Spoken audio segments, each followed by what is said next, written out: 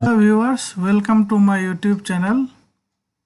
आज हम जानेंगे प्रॉपर्टीज ऑफ पैरेलल लाइंस।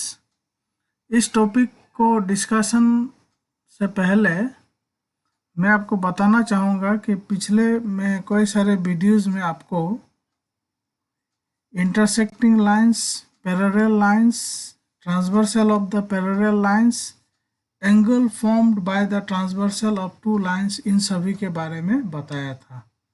आज का टॉपिक को समझने से पहले आपको जो है इन चारों टॉपिक के बारे में समझना होगा, तभी आप बेहतर तरीके से आज मैं जिस टॉपिक के बारे में चर्चा करने जा रहा हूँ उसको समझ पाएंगे।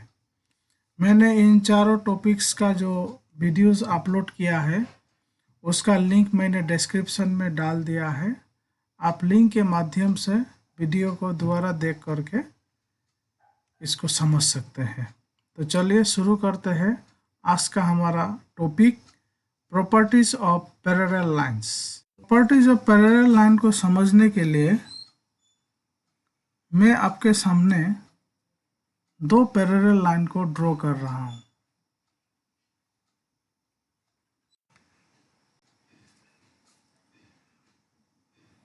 सपोज ये दोनों लाइन जो मैं यहाँ ड्रॉ कर रहा हूँ ये आपस में एक दूसरे का पैरेलल है।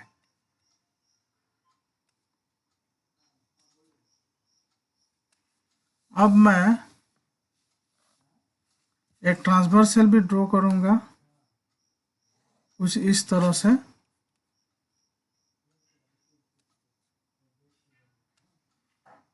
इस ट्रांसवर्सल का नाम हुआ से लाइन एल, और ये पैरेलल लाइंस का नाम को मैं एक का नाम लाइन एम रखता हूँ और दूसरा का नाम लाइन एन रखता हूँ। तो जब भी इस तरह से कोई ट्रांसवर्सल दो पैरेलल लाइंस को इंटरसेक्ट करता हो तो हमारे पास में कुछ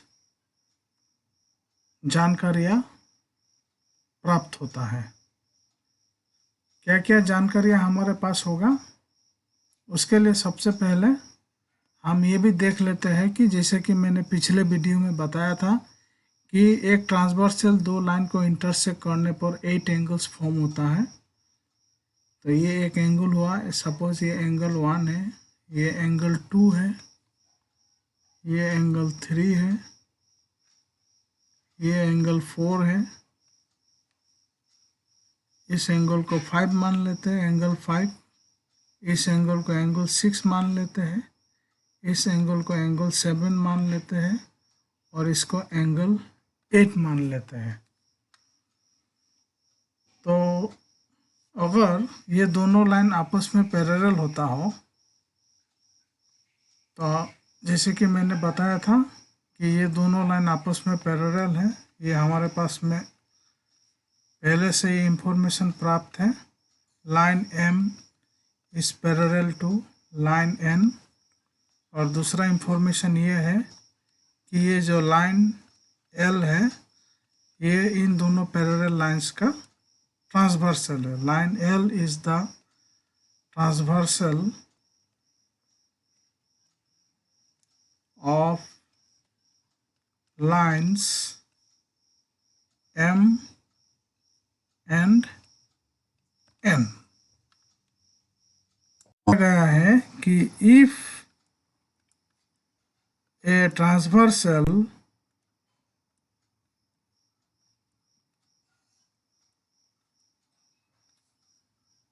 intersect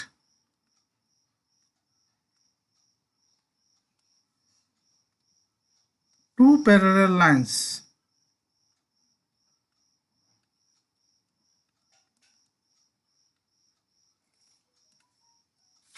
then number one, each pair of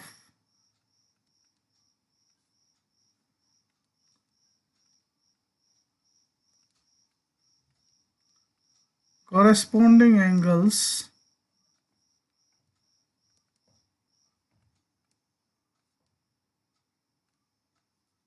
are equal.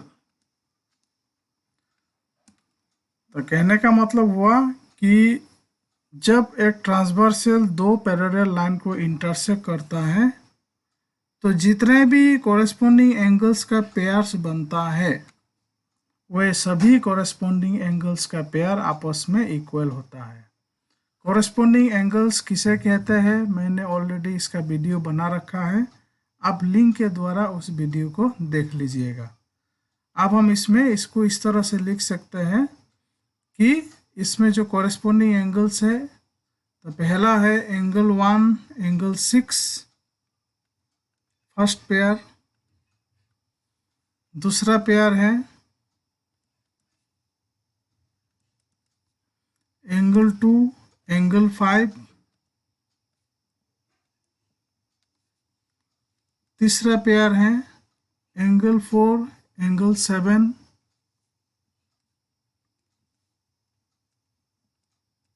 और चौथा पेयर है एंगल 3 एंगल 8। तो पैरेलल लाइन में एक ट्रांसवर्सल जब इंटरसेक्ट करता है तो जितना भी कॉरेस्पॉन्डिंग एंगल्स का पेयर है ये सब आपस में एक दूसरे का इक्वल होता है। तो यही है पैरेलल लाइंस का फर्स्ट प्रॉपर्टी। इसी तरह से हम दूसरा प्रॉपर्टी भी देखते हैं।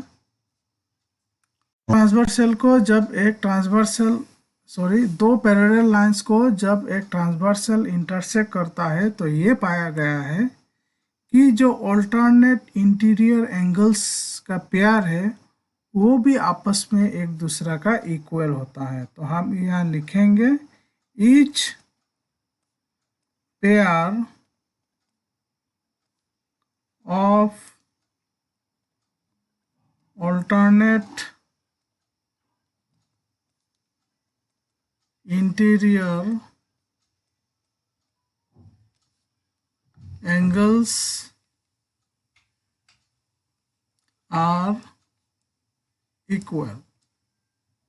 तो ये alternate interior angles के बारे में भी मैंने पिछले वीडियो में एक्सप्रेस कर चुका हूँ, आप लिंक के द्वारा इसके बारे में समझ सकते हैं।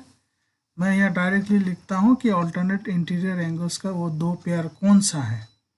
तो एक है एंगल 3 एंगल 6, पहला पेयर एंगल 3 और एंगल 6, और दूसरा पेयर यहाँ होता है एंगल 4 और एंगल 5,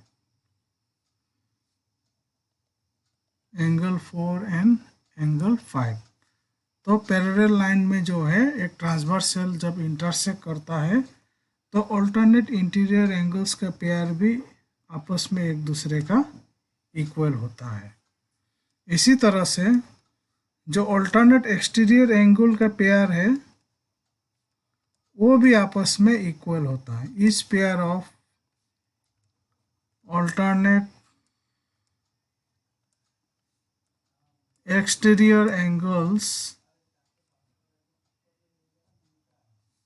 आर इक्वल। तो इसमें जो दो ऑल्टरनेट एक्सटीरियर एंगल्स का पेयर है, मैंने ऑल्टरनेट एक्सटीरियर एंगल के बारे में ऑलरेडी पहले बता चुका हूँ। आप मैं आपको डायरेक्ट दिखाता हूँ कि ये जो ऑल्टरनेट एक्सटीरियर एंगल्स जो बन रहा है वो कौन कौन सा पेयर है। 2 और angle 7,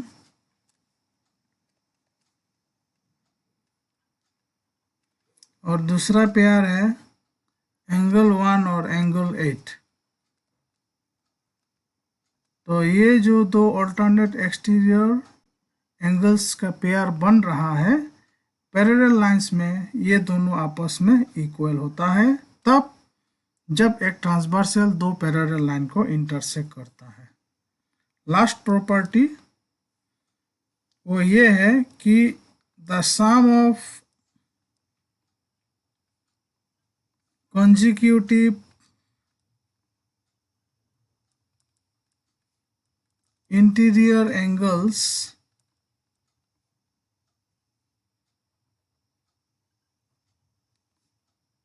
on the same side of transversal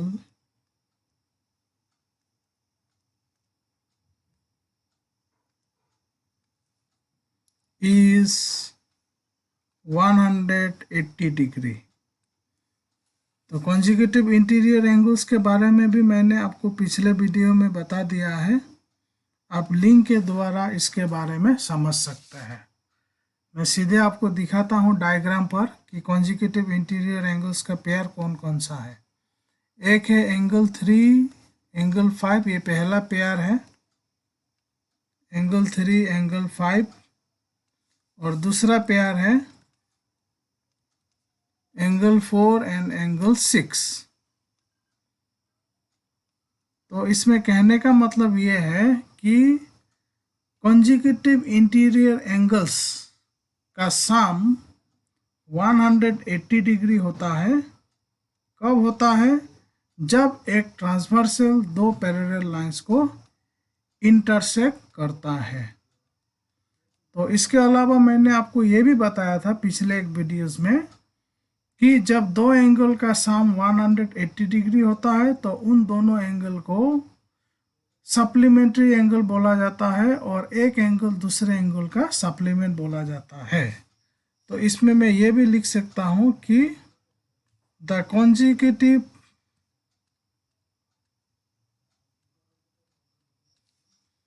interior angles on the same side of transversal are supplementary।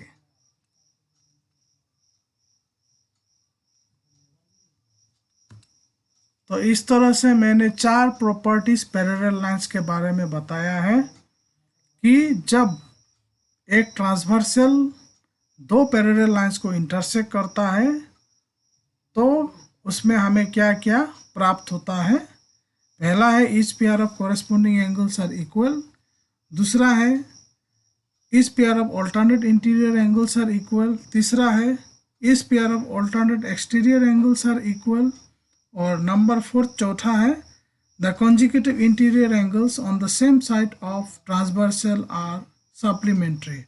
आपको ये बिल्कुल अच्छी तरह से समझ लेना है, याद रख लेना है, बहुत ही इम्पोर्टेंट टॉपिक है। आप जब भी ज्योमेट्री का जो फर्दर स्टडी करेंगे उसमें जो भी थ्योरम का इस्तेमाल होगा, जो भी थ्योरम को हम प्रूफ करेंगे उसमें ये प्रॉपर्टीज इस्तेमाल होना ही होना है। तो मैं आशा करता हूँ कि आप जो है इस विषय को गंभीरता से लेंगे और अच्छी तरह से इसको समझ करके माइंड में परमानेंटली सेटअप कर लेंगे। आज का टॉपिक इतना ही, हम फिर अगले वीडियो में एक नए टॉपिक के साथ मिलेंगे। वीडियोस को देखने के लिए आप सभी को बहुत बहुत धन्यवाद।